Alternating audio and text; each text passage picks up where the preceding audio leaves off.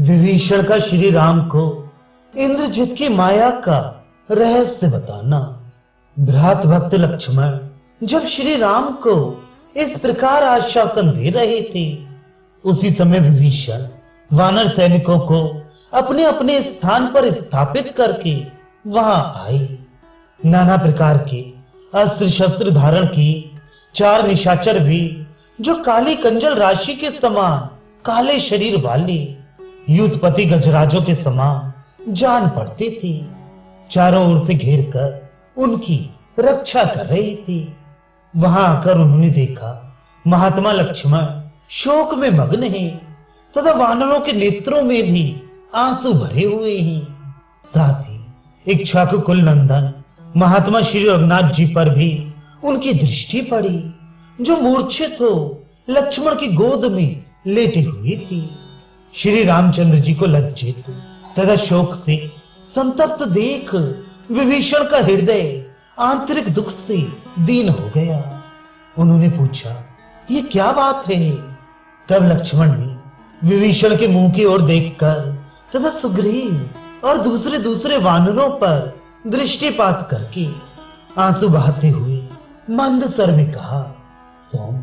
हनुमान जी के मुंह से यह सुनकर कि इंद्रजित ने सीता जी को मार डाला, श्री रघुनाथ जी तत्काल मूर्छित हो गए हैं।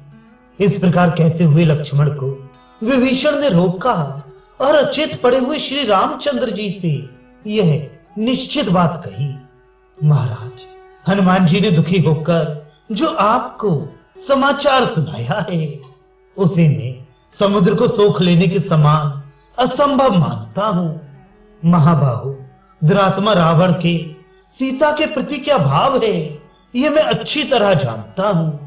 वह उनका वध कदापि नहीं करने देगा।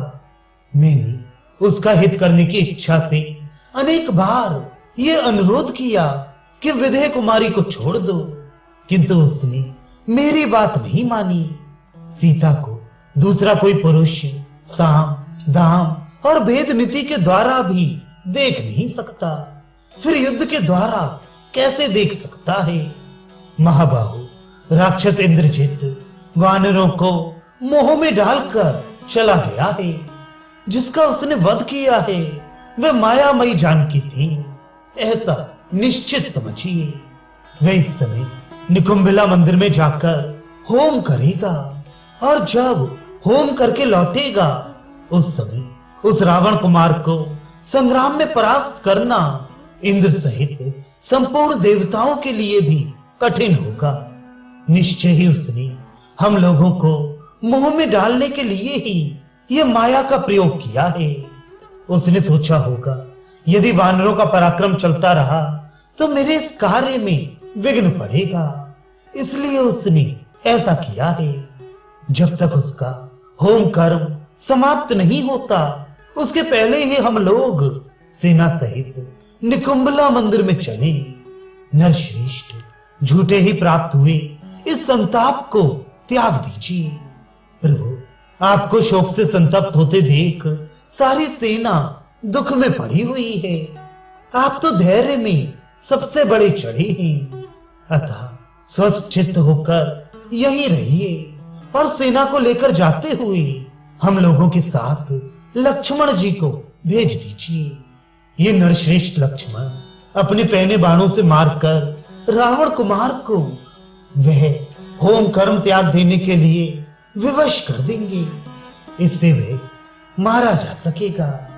लक्ष्मण के ये पहने बाण, जो पक्षियों के अंगभूत परों से युक्त होने के कारण बड़े वेगशाली हैं, कंक आदि क्रूर पक्षियों के समान इंद्रजित के रक्त का पान करेंगे।